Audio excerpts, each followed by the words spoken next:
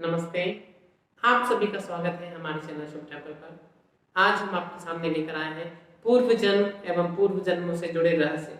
कृपया यह वीडियो आप ही के लिए, अगर आपके जीवन में बहुत सारे संकट हैं, अगर ऐसी चीजें होती जा रही हैं कि आपको समझ में नहीं आ रहा है कि क्या हो गया है, अचानक से कोई आपको घाटा हो गया है, अचानक से कोई बीमारी हो गई है, अचानक स्वस्थ है किंतु जीवन में बहुत सारी परेशानियां आ गई, बाधाओं पे बाधा आती जा रही है, पैसा है किंतु शांति नहीं है, यह वीडियो आप ही के लिए।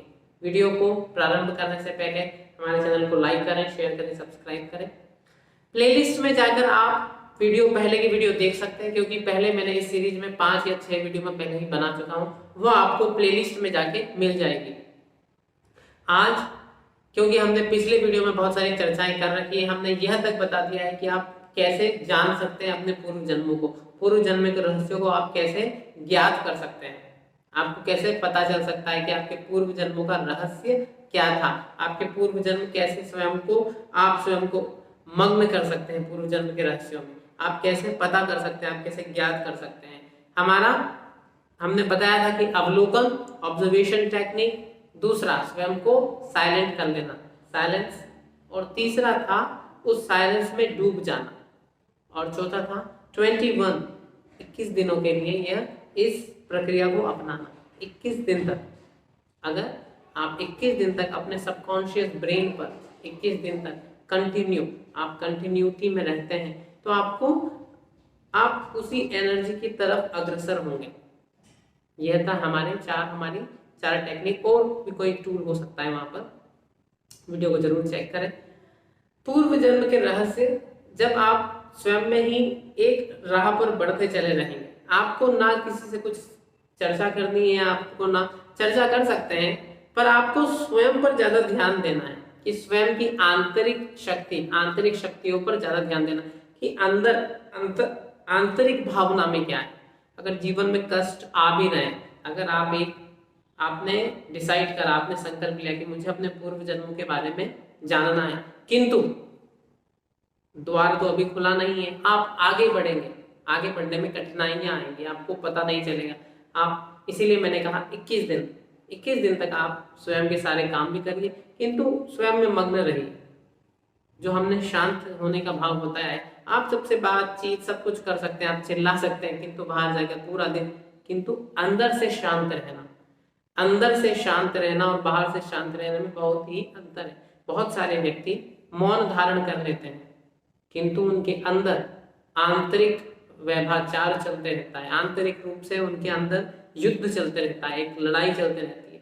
वह लड़ाई नहीं होना चाहिए। यहाँ पर आपके अंदर लड़ाई बंद हो जाना चाहिए, एक भीषण युद्ध नहीं चलना है, आपके और आपके मस्तिष्क में जो भीषण युद्ध है वह नहीं चलना चाहिए। तब आप पास्ट लाइफ को अत्यंत सुंदर रूप से आप स्वयं को पा सकते हैं कि आपका क्या हो रहा है, आप कहां पर हैं, ये सब चीजें क्यों हो रही है। पास्ट लाइफ का अर्थात ये नहीं है कि आप आपके जीवन में जाकर देख लें कि हमारे जीवन में क्या रहा फिजिकल। पास्ट लाइफ का अर्थात ये सारे हमारे संस्कार हैं, ये मैं इसी में क्यों आया हूँ, मैंने यहीं पे क्यों जन्म लिया, मैं इसी व्यक्ति के साथ क्यों आया, मैं इसी व्यक्ति से मेरी शादी क्यों हुई, मैं इन्हीं लोगों के घर में क्यों जन्मा। बहुत सारे द्वार आपके लिए खुल जाएंगे। तो यह 4 टेक्निक को आप फॉलो करिए। उसके पश्चात जब आपको आभास होने लगे, जब आपको आभा होने लगे, तब आप स्वयं पर ध्यान लगाइए, स्वयं के साथ ज्यादा समय व्यतीत करिए। आप एक चीज और कर सकते हैं कि आप एक ब्रेक लेकर, आप 15 या 20 दिन या 1 महीने का ब्रेक लेकर किसी भी आश्रम में जाकर या किसी भी ऐसे स्थान, नेचुरल प्लेस पर जाकर आप वहां पर रहिए। आप थोड़ा फोन से दूर हो जाइए, आप थोड़ी सी दुनिया से दूर जाकर स्वयं पर थोड़ा सा ज्यादा ध्यान दीजिए। आपको आभास होगा कि आप एक नए डायमेंशन में एंटर कर चुके हैं, आप एक नए व्यक्ति ही बन चुके हैं, एक नया व्यक्तित्व भी आ चुका है। क्योंकि ये जो एनर्जी है, ये जो ऊर्जा है, जो कि पूर्व जन्मों की ऊर्जा है, ये सिर्फ भौतिकवाद ऊर्जा नहीं है, ये आपको आध्यात्मिक ऊर्जा की तरफ भी ले जाती है। आपको शांति, मनन शांति, मानसिक शांति एवं आंतरिक ऊर्जा, प्राण ऊर्जा जिसे हम बोलते हैं, प्राणायाम में हम जो प्राण ऊर्जा, जैसे इंग्लिश में हम लाइफ एनर्जी भी कहते हैं, लाइफ फोर्स भी कह सकते हैं, उससे जोड़ देगी। आप वहां पर जुड़े और आपका गेट खुला और आपको एक नए डायमेंशन की अनुभूति हो जाएगी। इसे बोलते हैं life profound energy, profoundness of life, experiences of profoundness, ये आपको सारे मिलेंगे। किंतु आपको स्वयं के साथ ज़्यादा समय व्यतीत करना होगा, अवलोकन ऑब्जर्वेशन करना होगा। आपको दूसरी जीवन में क्या चल रहा है, दूसरों के जीवन में क्या हो रहा है, ये हो रहा है, वो हो रहा है, आप जब तक इन सब चीज़ों में पढ़ते रहेंगे तब तक आध्यात्मिक रूप से जो डायमेंशन है वो आपके लिए खुल तो जाएगा, पर बहुत ही कठिन रहेगा। कभी भी हम ये शब्द नहीं कह सकते कि ये नहीं होगा, never, never say never, it means कभी भी ना करें। पॉसिबिलिटी हमेशा रहती है।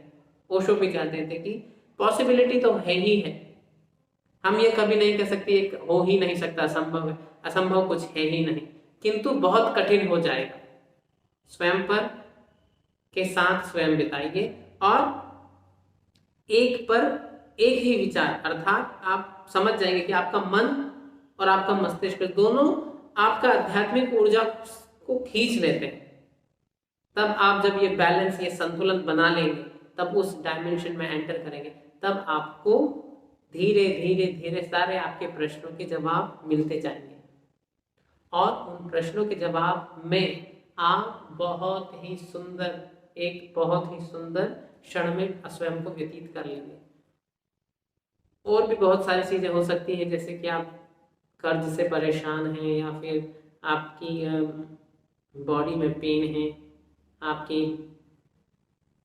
बहुत सारे आपके पास पैसा आ नहीं रहा है, इन सब चीज़ों से भी आपको छुटकारा मिलेगा और आप एक सुंदर जीवन जी सकेंगे।